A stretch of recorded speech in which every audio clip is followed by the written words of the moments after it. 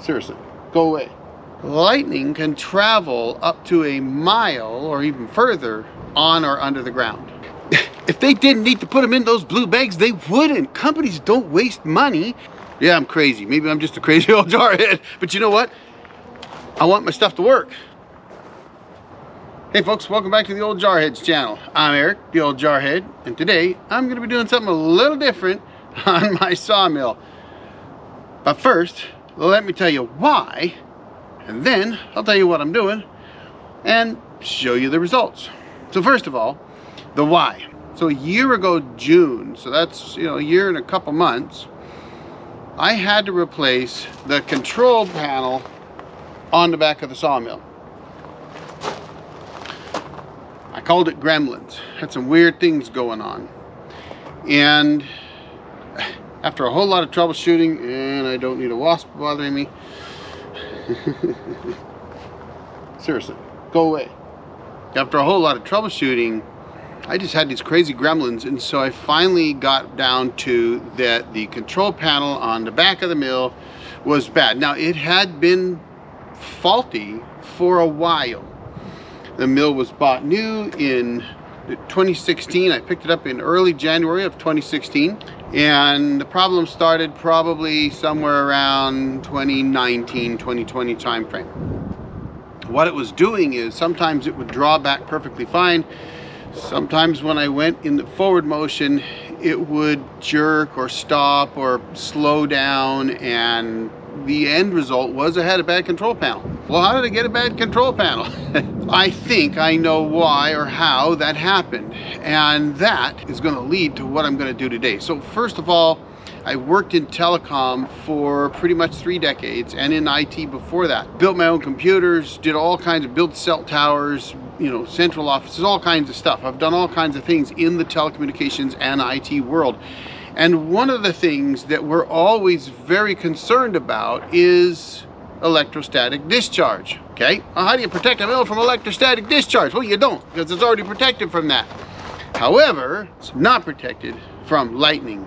And I think in my case, because the mill is often left in remote locations, particularly at my cabin, where we do get lightning storms, we've had some trouble with lightning up there in the past, I began to suspect that it probably was impacted by lightning. Now you're saying, well, I didn't get hit, so how does that do anything? Well, here's the truth, something that you probably don't know. Lightning can travel up to a mile or even further on or under the ground. Now, at some point, the power of that lightning has dissipated enough that the damage it's going to cause isn't that great.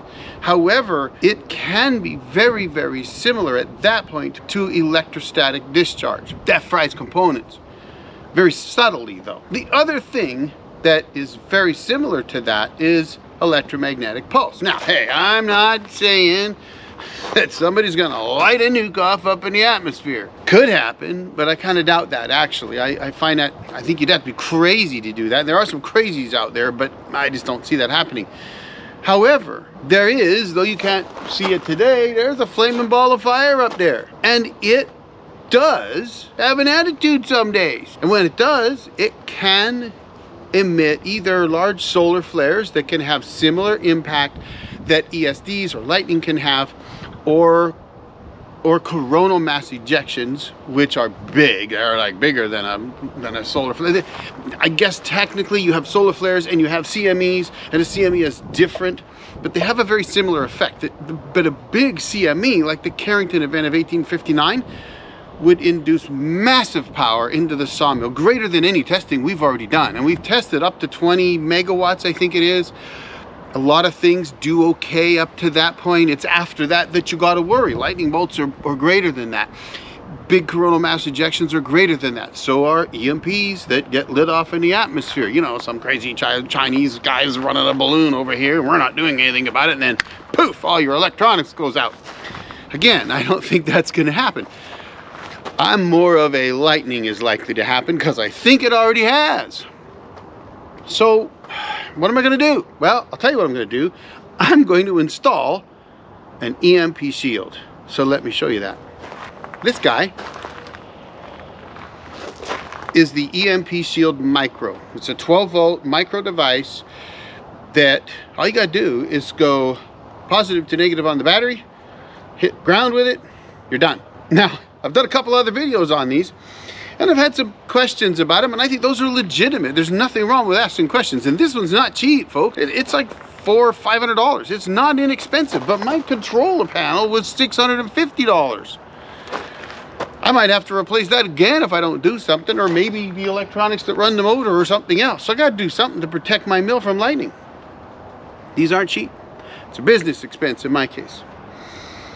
However, what they do is they take all that excess voltage above the 12-volt threshold, which is like 14.8 or something like that. And you notice it in your car. Your ammeter in your car probably says like 14.8, and I'm dating myself by saying an ammeter.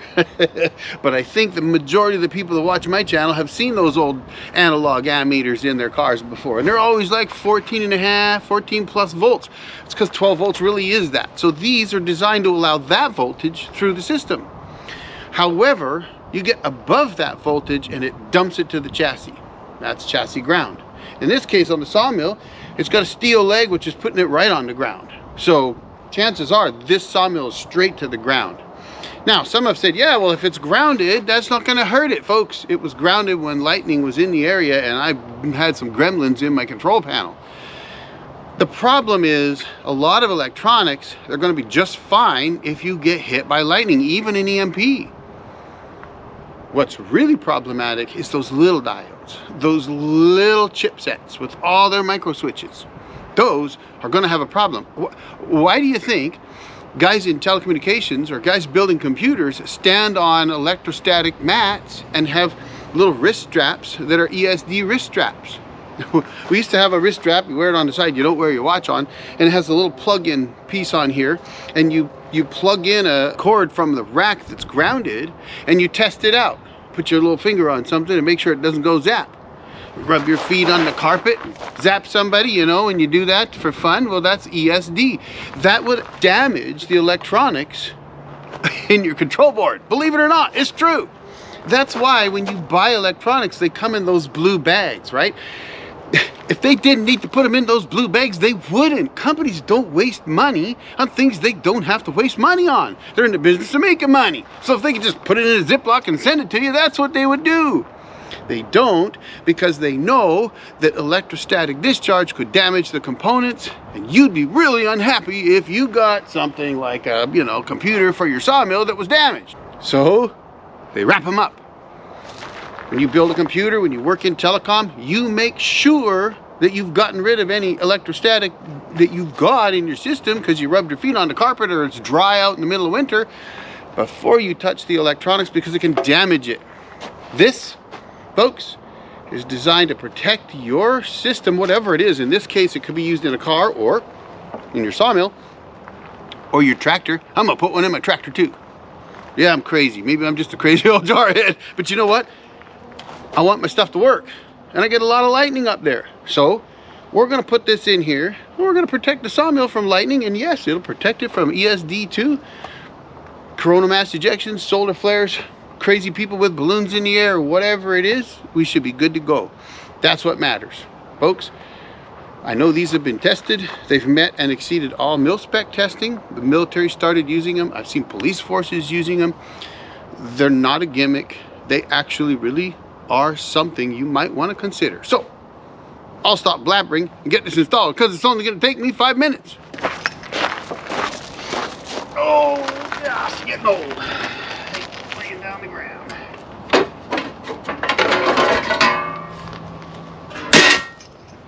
The question, folks, now is, where is the ground at? Where to run your ground is going to be the key. I could ground it to this upright chassis here, and in theory what that would do is it would take the power coming from the lightning strike, the EMP, whatever, and instead of allowing it to go through the battery, it would take it and divert it into the frame. And that's what we want. We don't want it to go across the battery, positive and negative terminal. So it's going to divert it straight to ground. Now supposedly what that does is it will break the circuit between positive and negative of the battery and go straight to ground. That prevents all of the electronics working. So I don't want to ground my device here just on the battery alone. I need to run it somewhere else. And it looks like this is big enough that I could run it up here onto this upright. And that, I think, is what I'm going to do. Now this is pretty small, and I should be able to mount this inside the battery box so that it's completely out of the way, and we are going to do that. We'll go ahead and throw these down here so they're not in my way. All right, toss those out of the way there. So if I were to take this device and stick it right inside this battery box, all I really have to do is kind of get it up out of the way a little bit so the battery can be slid out from under it. That's what I want to be able to do. And then I can literally set it right here and just put my cables in front of it. It's a pain in the butt a little bit, but I think we can get away with it, so we're going to try that. So to do that, I need to clean up the battery box. For now, I'm actually just going to set it in here. It's kind of like what I did with the other vehicles. As I said, well, I'm going to set it up as a temporary install. And I do this anytime I do something like this because I want to make sure this is the way I want it. And rather than just kind of wait for months and months and months to figure out exactly what I'm going to do, I'm going to go ahead and install it now the way I have it here. And then I'm going to say, okay, how'd that work out? Is there a better way to put this in here? You know, should I move it here? Should I move it there? And I have that option. I'm not tied down to having it where it is right now. I can choose another path, and there might be another location. I might want it to sit outside of the battery box. It's protected, so I mean, in theory, I could do that. I could just have it sit right outside the battery box, or I could have it sit right on top of the battery, like I did in the Jeeps and in my truck. So that's a possibility. Now, the one thing I've noticed with this, oh, I gotta get some, put my knees on, folks. Hold on a second. Okay, that's a little better. Kneeling on those sucked. Okay.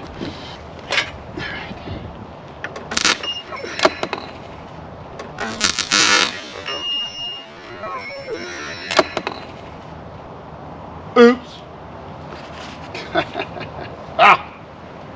That's not how you test your battery strength, folks. I guess we'll find out if I blew up my EMP shield, right? Oh, good Lord. Find out the grommet that's already provided. The EMP shield is seeing power and ground. So what I've done now is grounded that. Right now, throw some zip ties on. And again, these, I could probably shorten all these, and I was going to talk to EMP Shield about that.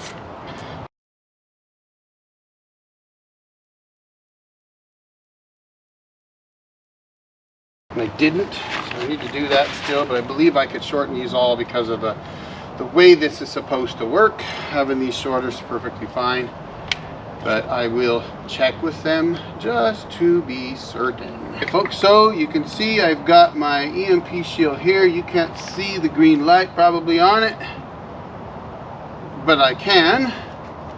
Now there's a Velcro strip right here on the back, and I can glue that to here, and I'm thinking that I will glue that, you know, 1/4 inch down here probably, if I like the way this is done.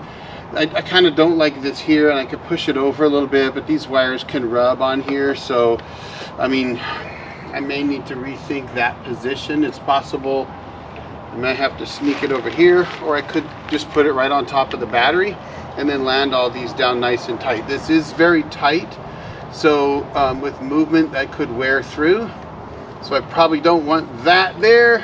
Probably need to shift it out over here somewhere, tie it down a little bit over here. Maybe I can tie these down like that.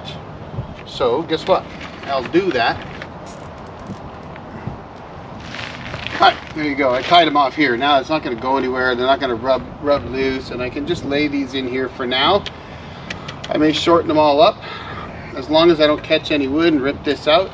I might have to reroute this path. I may come underneath But for now, I'm okay with it, and at least I know now if lightning strikes nearby, that guy should protect the electronics for me. So let's put it all back together.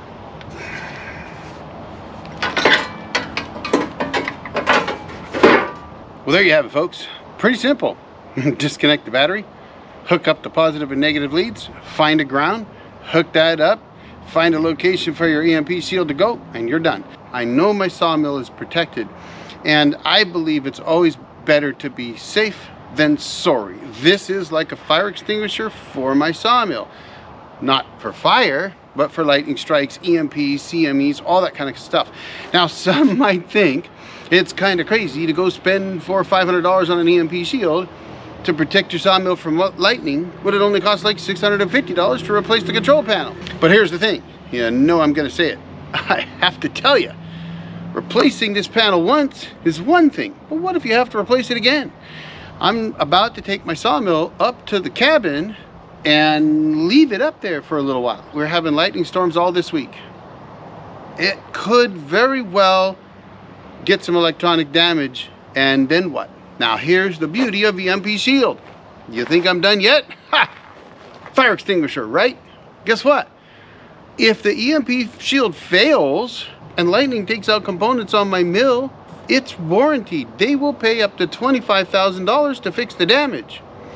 And if lightning hits my mill and the EMP Shield does its job and probably blows up in the process, because I've seen some videos where they've done that, but protected all the electronics they were protecting, guess what?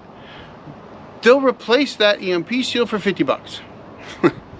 So that's pretty simple insurance. Yeah, it costs that big upfront amount. You do get a 15% discount if you use the code down below. So that's knocking off a pretty good chunk of change for you. Your mill gets hit with lightning or EMP, CME, and let's face it, hopefully that doesn't take everything out. But if it fails outside of, you know, the apocalypse, guess what? It's warranted to $25,000. You can't replace the whole mill for 25 grand, but you won't have to. You might have to rebuild the components here or replace some components in the motor. EMP Shield will pay for that. If this device fails, they'll pay for it. And folks, it ain't like installing it is difficult or requires a degree. Positive, negative, ground, you're done. 5 minutes. Well, a little longer. So anyway, folks, there you have it. Better safe than sorry, especially when it comes to tools and equipment. I don't want to have to replace any more electronics in this when I leave it up at the cabin and the lightning strikes. I'm confident now I'm not going to have to. So there you have it. I hope you enjoyed this video today. You might think I'm a crazy old jarhead, but that's okay too. Hit that like button for me. I really appreciate it. It helps the channel out. And if you're not a subscriber, hit that subscribe button for me. Why not, right? It's free. Ain't gonna hurt you any, but it does help the channel out. And folks, I wanted to let you know, I do this because of you. You give me the motivation to keep doing this. And there's some great viewers out there, and I appreciate you all being there. So thanks for that. Here's another video for you to check out now. Check it out. Hope you enjoy it. And more's coming out, folks. Y'all have a great day. The old jarhead out.